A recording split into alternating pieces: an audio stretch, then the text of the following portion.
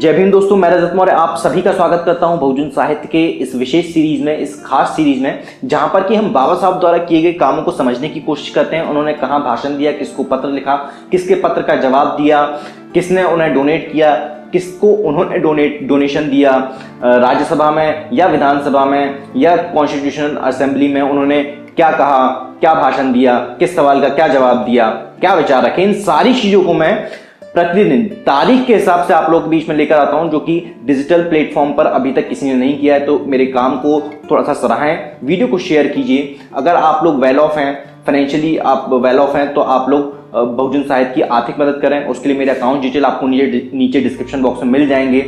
आज के इस वीडियो में हम लोग बात करेंगे 14 मई की कि 14 मई को बाबा साहब के जीवन में क्या क्या घटनाएं घटित हुई थी या उनसे ताल्लुक रखने वाली घटनाएं क्या क्या घटित हुई थी।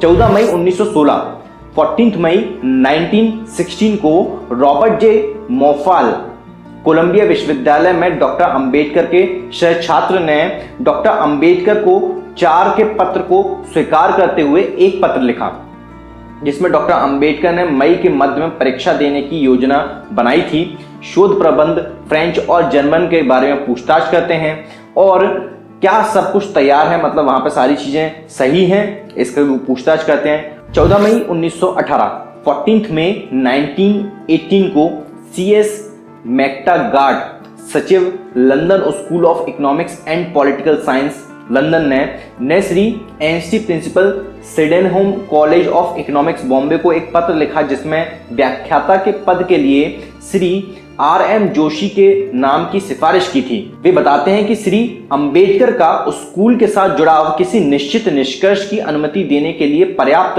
अंतरंग चरित्र का नहीं था। मतलब कि वो ये कहते हैं कि डॉक्टर अंबेडकर का जो जुड़ाव है कॉलेज से। 14 मई 1938, 14 मई 1938 को डॉक्टर BR अंबेडकर ने रत्नागिरी जिले के कंकविली के कोंकण पंचमहल महासम्मेलन को संबोधित किया और महारों को एक सभ्य जीवन जीने की सलाह देते हैं। वे वहां के लोगों को खोती प्रणाली अनुमूलन विधेयक का समर्थन करने के लिए भी प्रोत्साहित करते हैं। वे कुनबी समाज को स्वतंत्र लेबर पार्टी में शामिल होने की सलाह देते हैं। वे कहते हैं बहुसंख्यक किसान और मजदूर वर्ग इस देश का असली शासक वर्ग बनना चाहिए। स्वतंत्र मजदूर पार्टी इस दिशा में काम कर रही है। सम्मेलन ने महार वतन विधेयक और खेती प्रणाली उन्मूलन विधेयक का समर्थन करते हुए एक प्रस्ताव पारित किया। 14 मई 1938, 14 मई 1938 डॉक्टर BR अंबेडकर ने कोंकण क्षेत्र महाराष्ट्र का दौरा किया और खोटी की जाति सामंती दासता व्यवस्था के खिलाफ बोलते हैं। देवरुख में एक बैठक में वह कहते हैं कि देश में किसान और श्रमिक बहुसंख्यक हैं और इसलिए वास्तविक नियम होने चाहिए।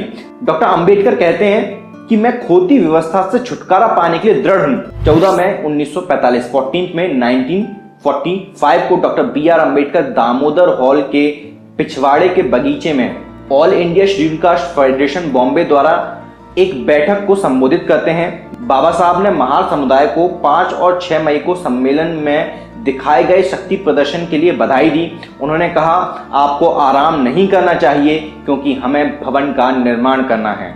14 मई 1946, 14 मई 1946 को डॉक्टर अंबेडकर सदस्य गवर्नर जनरल की कार्यकारी परिषद ने कैबिनेट मिशन के सदस्य AV अलेक्जेंडर को एक पत्र लिखा। वह कांग्रेस और मुस्लिम लीग के बीच समझौते पर अनुसूचित जाति के विचार व्यक्त करते हैं। बाबा साहब कहते हैं कि हिंदू और मुसलमान देश की नियति तय करने के लिए मानसिक रूप से अक्षम हैं।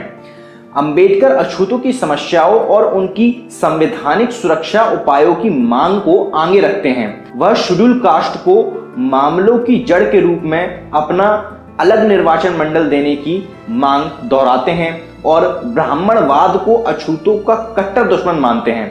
उन्होंने कांग्रेस और मुस्लिम लीग के बीच समझौता कराने के प्रयास के लिए CM के प्रयासों पर भी दया आती है। बाबा साहब ऐसा लिखते हैं। 14 मई 1952, 14 मई 1952 डॉक्टर BR अंबेडकर ने दिल्ली से श्री B के गायकवाड़ को एक पत्र लिखा, जिसमें उन्हें पूरनचंद द्वारा निर्माण सामग्री के संबंधित जानकारी अग्रेषित की गई और गायकवाड़ को स्वयं तौर तरीकों की व्याख्या करने के बाद आदेश देने के लिए कहा गया वह अपने स्वास्थ्य के बारे में भी लिखते हैं, मेरा स्वास्थ्य जो है वह है, यह आप सभी के लिए दुख का कारण है। मैंने चिंता करना बंद कर दिया है क्योंकि मुझे नहीं लगता है कि मैं अपने पुराने स्वरूप को वापस पाने के लिए कुछ कर सकता हूं। जैसा कि बुद्ध ने कहा है, जो कुछ भी नष्ट हो जाता है आपको उसे उस प्रकाश में लेना सीखना चाहिए। मेरे स्वास्थ्य के बारे में चिंता करने से ज्यादा महत्वपूर्ण मेरी जिम्मेदारियों को लेने के बारे में सोचना है,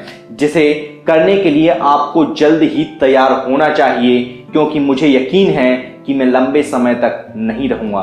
ये बाबा साहब 1952 में बता रहे हैं कि मैं अब लंबे समय तक नहीं रहूंगा और आपको मेरी जिम्मेदारियों को उठाना पड़े, तो उसके लिए आप लोग तैयार हो जाइए और उसके बारे में सोचिए। मतलब एक इंसान है जो उसको अपनी मौत की नहीं पड़ी हुई है, वो कह रहा है कि मैं मरूंगा, मैं ज्यादा दिन तक नहीं रहूंगा, लेकिन वो ये कह रहा है कि जो उसके अलावा जो बाकी काम है मेरे, जो मैं इतना कारवां इकट्ठा मैंने किया है, उसको आप लोगों को संभालना है, तो आप लोग उसके बारे में चिंता कीजिए। Hats off. आज के इस वीडियो में इतना ही। उम्मीद करता हूं कि आपको इस वीडियो से कुछ ना कुछ सीखने को, समझने को जरूर मिला होगा। वीडियो पसंद आया है, मेरा काम अगर आप लोगों को पसंद आता है, मेरी मेहनत अगर आप लोगों को पसंद आती है, तो वीडियो को लाइक कीजिए, शेयर कीजिए, कमेंट कीजिए और चैनल को सब्सक्राइब जरूर कीजिए। मिलता हूं आपसे अगली वीडियो में। ये वीडियो आप लोगों को कैसा लगा नीचे कमेंट बॉक्स में कमेंट करके जरूर बताइएगा। अगर आप लोगों को बहुजन साहित्य का काम पसंद आता है, अगर आप लोग चाहते हैं कि बहुजन साहित्य लगातार इसी तरीके से अपना काम करता रहे, तो आप सभी से एक रिक्वेस्ट है कि बहुजन साहित्य की आर्थिक मदद करें, फाइनेंशियल हेल्प करें। उसके लिए लिंक आपको नीचे डिस्क्रिप्शन बॉक्स में मिल जाएगा। उसके माध्यम से आप बहुजन साहित्य के सदस्य बन सकते हैं या फिर एक बार भी भुगतान कर सकते हैं।